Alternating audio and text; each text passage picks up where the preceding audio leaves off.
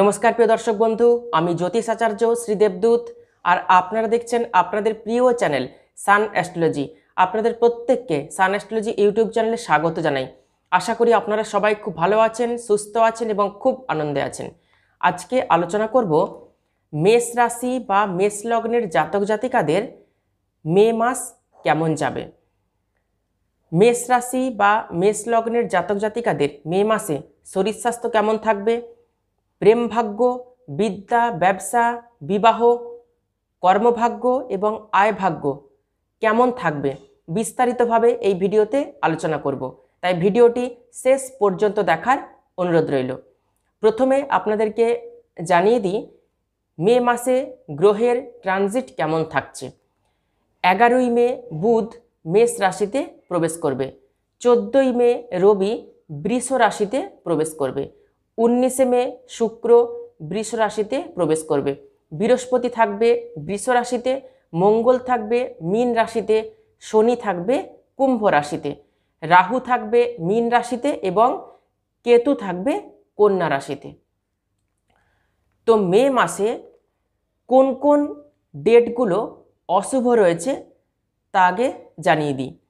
মে মাসের 5 তারিখ, 6 তারিখ, 13 তারিখ, 14 তারিখ, 15 তারিখ, 23 তারিখ এবং 24 তারিখ এই দিনগুলিতে আপনাদের মানসিক অস্থিরতা, অ্যাংজাইটি, টেনশন, ডিপ্রেশন এগুলি আসতে পারে। এই দিনগুলিতে যে কোনো সিদ্ধান্ত ভেবেচিন্তে নেবেন। কোথাও যদি সিগনেচার করার থাকে তাও অনেক ভেবেচিন্তে সিদ্ধান্ত নিয়ে সিগনেচার করবেন, সতর্ক থাকবেন।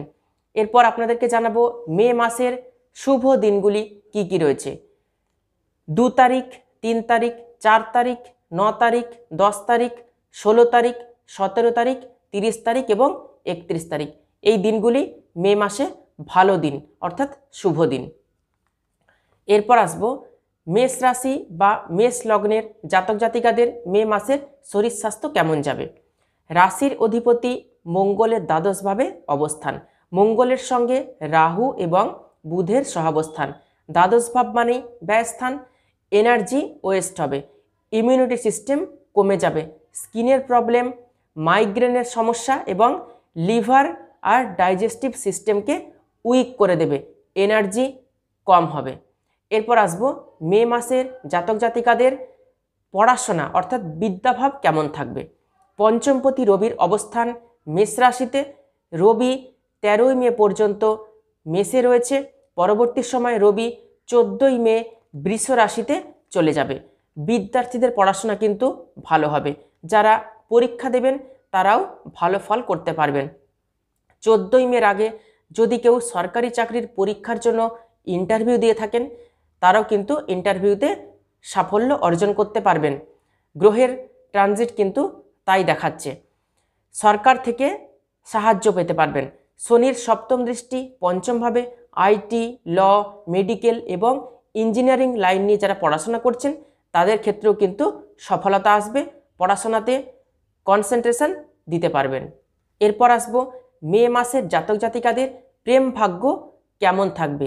মেষ রাশি বা মেষ লগ্নের জাতক জাতিকাদের পঞ্চমপতি রবির অবস্থান প্রথমভাবে। শনির দৃষ্টি পঞ্চমভাবে রয়েছে। রাশিপতি মঙ্গলের অবস্থান রাহু এবং বুধের সঙ্গে। প্রেমের ক্ষেত্রে পার্টনারের সাথে হঠাৎ অশান্তি এবং কথা কাটাকাটি হওয়ার সম্ভাবনা রয়েছে। মাথা গরম করে একে অপরকে দোষারোপ করলে প্রেমের সম্পর্কে কিন্তু সমস্যা আসতে পারে। মঙ্গল রাহুর সহাবস্থান প্রেমের ক্ষেত্রে ভ্রমিত করবে, ভ্রম সৃষ্টি করাবে, রাগ জেদের প্রবণতাকে বাড়িয়ে তুলবে। তাই একে অপরের সাথে খুব পোলাইটভাবে আচরণ করবেন। এরপর আসবো মেষ রাশি বা মেষ লগ্নের জাতক জাতিকাদের মে মাসে বিবাহিত জীবন কেমন থাকবে। মেষ রাশিতে শুক্রের অবস্থান এবং শুক্রের সপ্তম দৃষ্টি সপ্তমভাবে। বিবাহিত জীবন ভালো হবে। রবি শুক্রের দুর্ভাগ্য যোগ বা দারিদ্র যোগে দাম্পত্য জীবনে ছোটোখাটো অশান্তি কিন্তু আসতে পারে। পরিবারের সঙ্গে ভ্রমণ করতে পারবেন। শনির তৃতীয় দৃষ্টি শুক্রের উপরে থাকার জন্য ভুল কাজের মাসুল দিতে হবে আপনাকে। কোনো কাজের জন্য কিন্তু আফসোস করতে হতে পারে। ভুল মানুষের সাথে পরিচয় হয়ে সেই মানুষটি আপনাকে ভুল সিদ্ধান্তের দিকে কিন্তু ঠেলে দিতে পারে। অ্যালার্ট থাকবেন। 19শে মে শুক্র বৃষ রাশিতে চলে গেলে বাড়িতে কোনো মাঙ্গলিক অনুষ্ঠান হওয়ার যোগ তৈরি হবে। নতুন কোনো দায়িত্ব পেতে পারেন। মঙ্গলের অষ্টম দৃষ্টি সপ্তমভাবে, এনার্জি লেভেল কিন্তু ভালো থাকবে।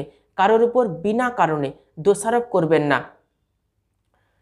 ফ্যামিলি লাইফে পার্টনারের সাথে সম্পর্ক ভালো রাখার চেষ্টা করবেন। এরপর আসবো মে মাসে অর্থভাগ্য কেমন থাকবে। মীন রাশির ক্ষেত্রে নবমপতি এবং দ্বাদশপতি বৃহস্পতির অবস্থান থাকছে দ্বিতীয়ভাবে। ব্যাংক ব্যালেন্স বাড়বে, আর্থিক স্থিরতা আসবে, হাতে অর্থ থাকবে। যাদের টাকা আটকে গেছে তারাও কিন্তু পাওনা টাকা ফেরত পাবেন।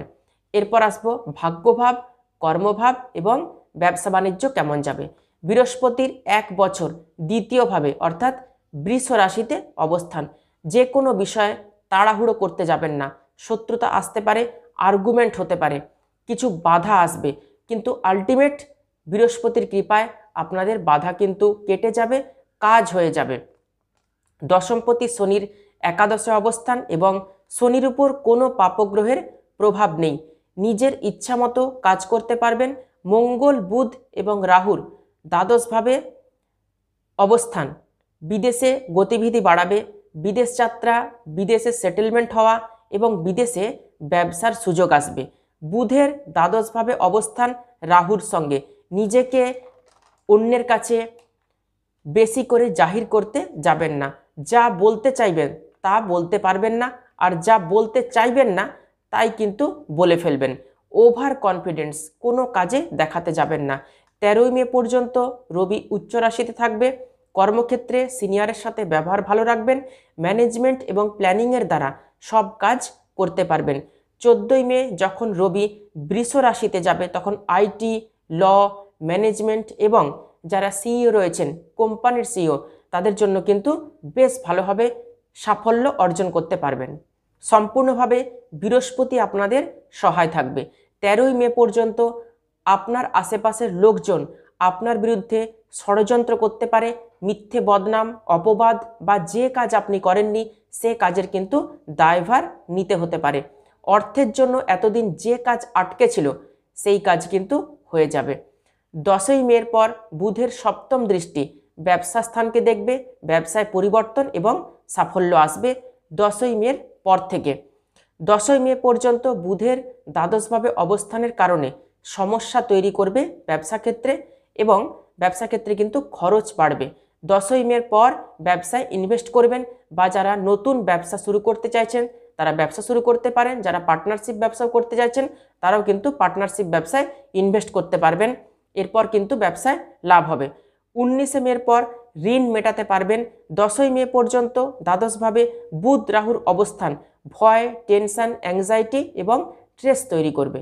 আজকে মেষ রাশি বা মেষ লগ্নের জাতক জাতিকাদের মে মাস কেমন যাবে বিস্তারিতভাবে এই ভিডিওতে আলোচনা করলাম। ভিডিওটি ভালো লাগলে অবশ্যই ভিডিওটিতে লাইক করবেন, আর ভিডিওটি আত্মীয় স্বজন বন্ধু বান্ধবদের মধ্যে প্রচুর শেয়ার করবেন। আর নতুন নতুন ভিডিও পেতে অবশ্যই চ্যানেলটিকে সাবস্ক্রাইব করে পাশে থাকা অল বেল আইকনটি প্রেস করে রাখবেন। তাহলে আজকে এই পর্যন্তই। সবাই খুব ভালো থাকবেন, সুস্থ থাকবেন। দেখা হচ্ছে আবার নতুন একটি ভিডিওতে। অসংখ্য ধন্যবাদ।